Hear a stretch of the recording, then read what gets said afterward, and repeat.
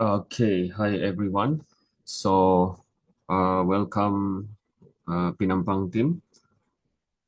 So, today is the first day of, I will say, because I don't want to rely on the Saturday trainings only, because we're only going to have 3 sessions. And in the 3 sessions, we only have 9 hours. So, I don't think that will be enough.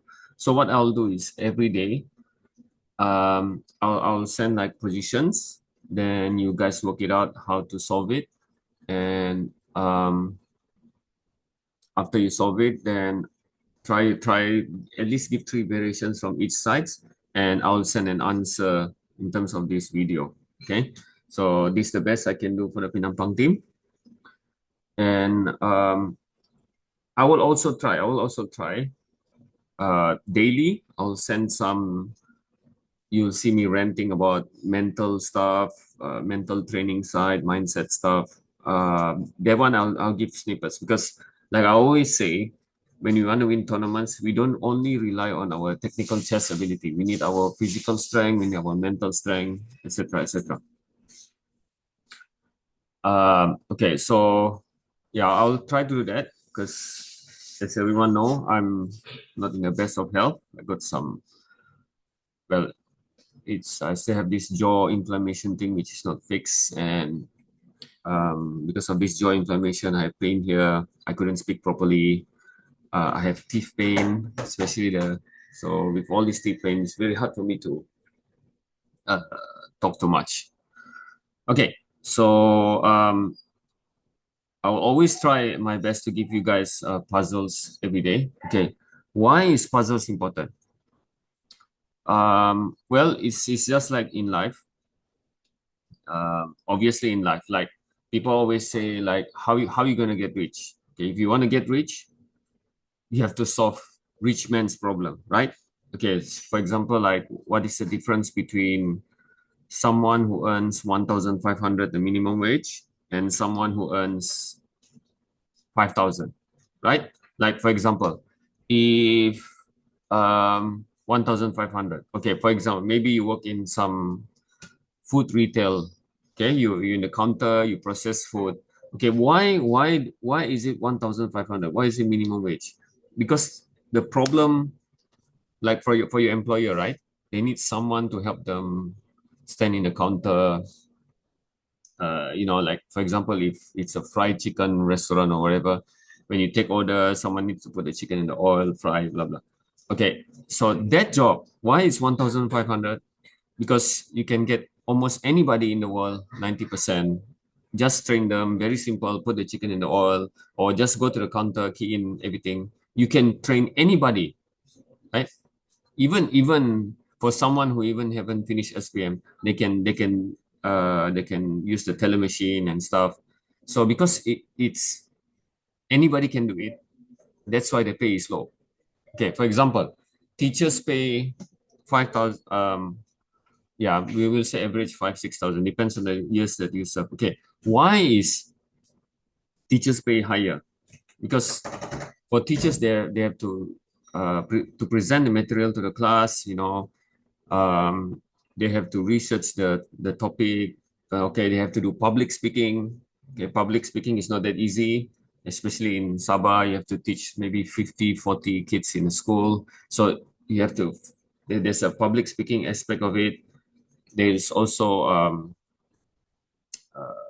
the psychology aspect of it, because you have to control 40, 50 kids or 30 kids, God knows how many, but you have to control more than one people at once. You're doing public speaking, you have to handle the psychology part of it, you have to do presentation, and then you have to handle Q&A of the students, like like maths question or whatever. And then after the class, you have to check the homework, you have to homework, you have to be on time, and then you have to stand up, the logistics. There's so many things when you become a teacher, you have to do multiple tasks. So you solve multiple problems. That's why your pay is higher. Okay. So why is someone a millionaire? Because they solve millionaire problems, right? They solve problems which is very important for people. Okay. So chess is the same thing. Okay. A lot of people like they want to represent the state or they want to represent the Malaysia.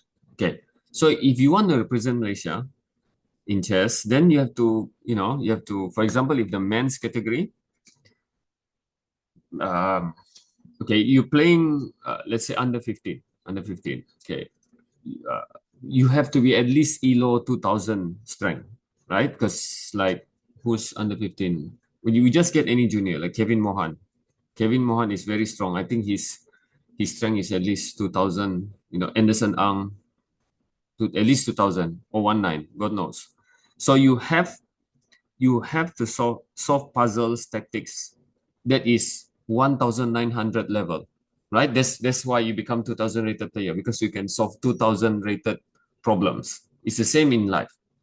Okay, so if you really seriously wanting to win the MSSS or national level or whatever it is, you need to do tactics every day.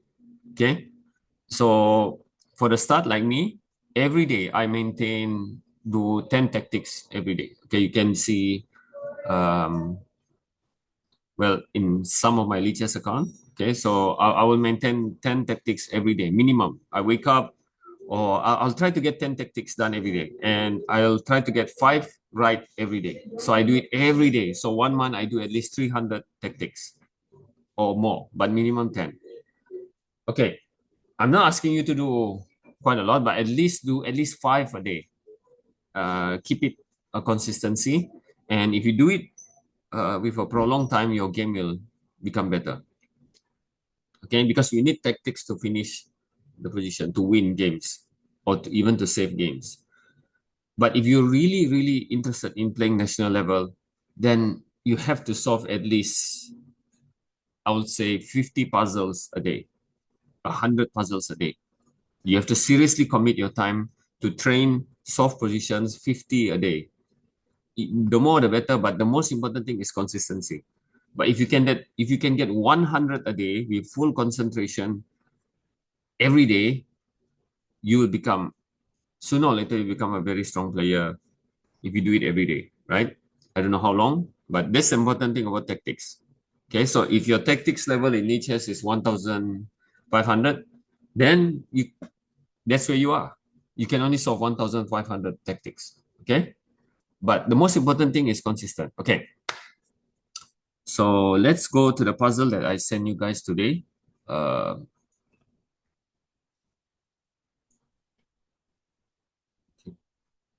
Okay, let's go to the first one. Okay, one thing, most of the time I'm gonna do all these videos and lectures in English. Okay, why? Uh, well, most of the time I teach in class, I teach in English. Okay, and also I speak. I think I speak in terms of the chess terms. I speak better in English, right? And most of the training we are doing, most of the classes I do is all in English. So, and most of the chess books in English. So it's better we get used to it as early as possible. Anyway, right?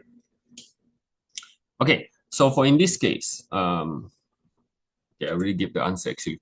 Okay, for this position, which the first position which I showed earlier. So black is going that way, white is going this way. Okay, we have an advantage. We have a rook. The opponent has a knight. Okay, but the issue is, okay, whenever we want to solve a puzzle, or we always see what is the opponent's threat first. Okay, the opponent's threat is queening, right? So the thing is, we can't. The problem is, even though you have a rook, the knight is blocking it and it's 2 steps away from queen. So this is a danger. Okay. Is there any other threat? Probably that one, because if they move the pawn, we just take the knight and done, right? The king will be able to cross. Okay. We have these 3 pawns will take a longer time to queen, but we have a pass pawn here. This is our weapon, right? Okay.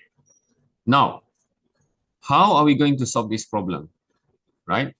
If we just merely push the king forward like this, then the opponent will queen, because we can't go here.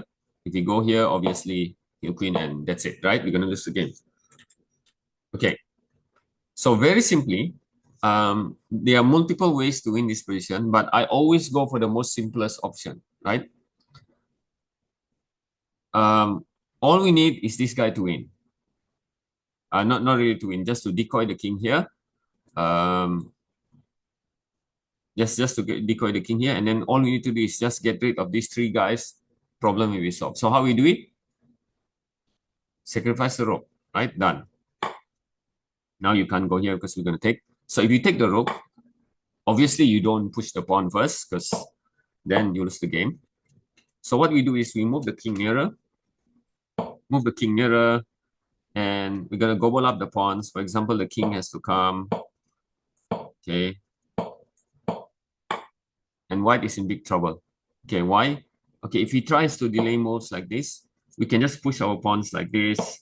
Okay, decoy the king. Then we're going to take this pawn, and his king will be too far away from this side. And done. Okay, we're going to win. Obviously, by this point, you guys already represented Bahagian. You should know how to solve this problem, right? Just go here, take, whatever, 3 pawns, queen. Done. Okay. Can you win without sacrificing the rook? Unfortunately, no.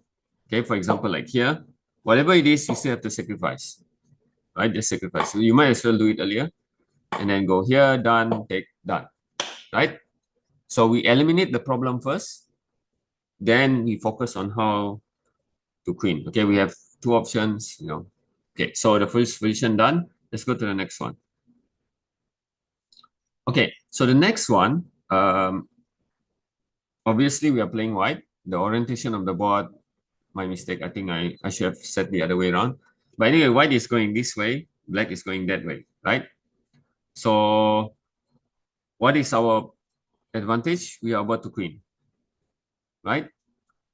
But we also need to remember, that black can just sacrifice this at any point they want. Okay, are we gonna win? Yes, but with the rook bishop versus rook is kind of hard. So now we have a check problem, right? Okay, if we go, well, we still can win this way, right? We still can win this way, but we are blocking our pawn, so we need to move away again later on to queen, right? Because basically that's the only way we're gonna win. Okay, but the issue is, like, for example, you go king here, let's say it goes here, you can't just go here and queen because there's a bishop here, right? Of course, then later on you have to go back here again, you know. So how we gonna win this? Okay, if you immediately go, let's say king f8, right? Okay, the problem is black can sacrifice. Okay, a lot of people when they do calculation, they say, okay, this is winning. I'm just gonna go here, right? I'm gonna queen the. You have to calculate the best move from your opponent, not the best move from yourself. So let's say they sacrifice. Then what are you gonna do? Okay, if you take, there is this move, rook e8 check, and if you take, it's stalemate, right? If you don't take, let's say you go king here, stalemate, right? So you always have to calculate the best move of your opponent. Okay, so there is that threat there. You can't just get the king away from there because there is this sacrifice. So what do we do? Okay, what we do is we block the rook first. Okay, this is the best way. Okay, so now if he doesn't take the bishop, let's say he moved the king, whatever, we just queen and win, right? Checkmate. So he has to take the bishop, check. Okay, here, you can play king f7 or king f6, it doesn't matter. Okay, what's the difference between the move just now and this move? Okay, number one, okay, now we can win either king f6 or king f7. Okay, let's go with king f7. It's the same thing, okay. So they can't play rook d3. Okay, why they can't play rook d3? Because we're gonna go check, and then we're gonna go queen, we sacrifice this, and we're gonna win the rook bishop endgame. How? Okay, for example, let's say we go here. We can go. Can go here if you want. Okay, the idea is just to sacrifice this. For example, here I'll just do a demonstration. We take king here, and then we're going to win a very, very simple king and pawn endgame. Okay, so our idea is, if he sacrifice this, which he must do. Okay, so for example, if he does the same old trick, okay, obviously we have to take. Now we are free because we don't have that stalemate issue, right? It's the same thing position like just now, but we don't have the stalemate issue. And now we can just take this pawn. He can't defend. Okay, for example, if he goes check, just take. And because the king has only one way here. And now we win with a very, very simple technique. Because I just want to show you the position. And then later on, okay, this is winning, but you don't know how to win, right? So how we do? How we do it? Not immediately here because it's going to take. So remember this method, the zigzag method. Okay, so you go here. It doesn't matter whether he goes here or whatever. For example, if he goes king first, just push, right? If he checks, then you have an option. You can go here, you can go here, wherever you want to go. I'll suggest going king e7, right? So if they try to win the rook, for example, like that, then you just go king f7, and then you push. If he tries to disturb your rook, then we try to bring the rook around towards the back. This is what we call the Lucina endgame. Okay, bring the rook here. If they go here, disturb, we just go here, and because we are protected from the check, we just push the pawn in. But let's say if he checks you, then just block, right? So it is Lucina endgame. We put the rook behind.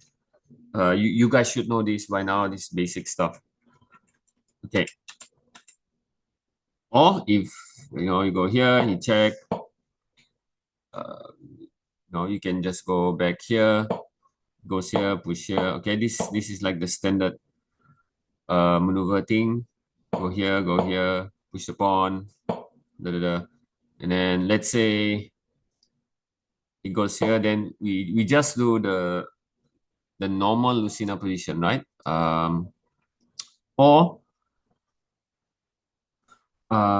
you, I don't know, you can just go here. You can just go here. They can't do anything. Just go check, right? Move your king up. And then if they check, just crisscross, and then this is going to quit, right? Done. So that's how you win the game. Okay, so I'm gonna send positions every day, try to solve it, and I'm gonna give you guys the answer towards this video way. Okay, I hope that helps, and yeah, okay, all the best for everyone.